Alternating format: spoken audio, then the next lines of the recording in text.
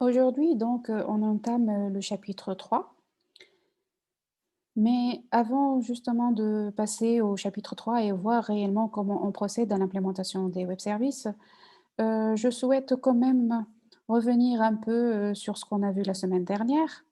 Donc, la semaine dernière, on a vu que pour la mise en place d'une SOA, eh ben, 3 acteurs étaient indispensables, entre autres le service entre autres, le service, entre autres, le service provider qui est le propriétaire du service.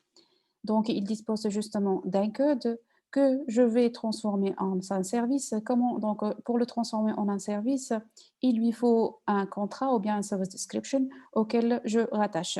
Une fois, en fin de compte, le service provider, il a créé le service et le descriptif du service. Pour que ce service puisse être utilisé par d'autres entités, eh ben, on doit le publier. Donc, en fin de compte, je dois procéder à la publication du service.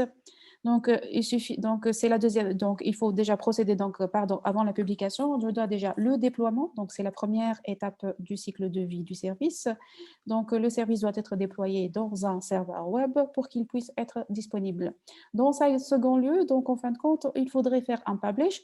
Donc, dans le publish, qu'est-ce que je fais? En fin de compte, c'est tout simplement une copie du contrat qui va aller du service provider vers dans un donc service registry. Donc, il s'agit donc d'une copie, et je dis bien que c'est une copie du contrat ou bien du descriptif du service. Et par la suite, pour que ce service puisse être utilisé par un service consumer, ou bien comme on dit, donc c'est notre acteur clé, c'est le service consumer ou bien le service requester, et ben en fin de compte, celui-là, il va disposer d'une copie de ce contrat. Pour ce faire, il a le choix entre se faire parvenir cette copie du service provider ou bien la chercher donc, dans le contrat. Donc, un service consumer, lorsqu'il a besoin d'une fonctionnalité bien particulière, et ben, l'atout de l'SOA, c'est au lieu d'avoir à développer directement cette fonctionnalité, il n'a qu'à aller la chercher. Donc, en fin de compte, une autre étape dans le cycle de vie du service, c'est le find, ou bien, comme je l'ai indiqué en fin de compte autrefois, c'est le service discovery, ou bien le service search. Donc, en fin de compte, il va chercher, et lorsqu'il va, donc la recherche peut se faire à la base de mots-clés, donc de manière manuelle par le développeur, ou bien de manière automatique via, en fin de compte, des programmes intelligents qui puissent trouver notre service. Donc, une fois qu'il trouve le service et qui lui convient en termes de input, de type et de fonctionnalité, eh ben, il va récupérer une copie. Donc, il va s'en dire que en fin de compte, ces copies sont généralement des copies dynamiques pour que chaque mise à jour du service soit reflétée sur ce contrat-là. Donc, il va en récupérer une copie de ce contrat-là, donc qui est généralement une adresse, comme on va le voir donc, dans les démos que je vais faire par la suite. Donc, il va donc récupérer une copie donc, du contrat et il va l'utiliser pour écrire comme je l'ai indiqué, donc un client. Donc, pardon, j'ai effacé. Donc, il va, euh, donc, euh, il va, alors, il va ici donc écrire un client, d'accord? Ce client, donc, et au besoin, ce client-là va invoquer le service.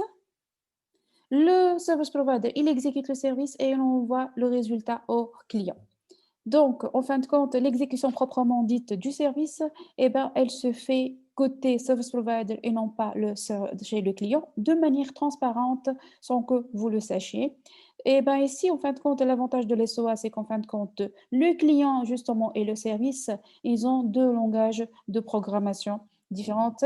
Donc, dans les démos qui vont suivre, par exemple, je vais montrer on va voir un client qui va être écrit en PHP, alors que notre service, il va être écrit dans un langage de programmation en fin de compte, si on ne voit pas la documentation, on ne va même pas savoir dans quel langage.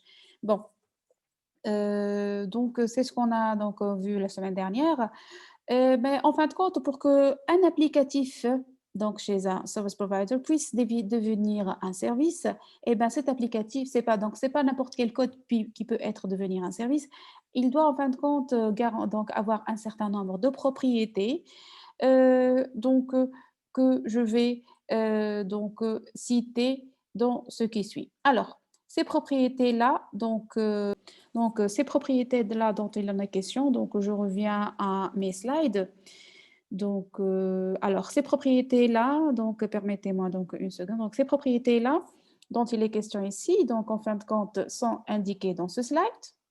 Donc, il s'agit donc de l'autonomie, l'abstraction, stateless, standard contract, loose coupling, reusability, discoverability and composability. Alors, je vais commencer donc par une à une. Donc,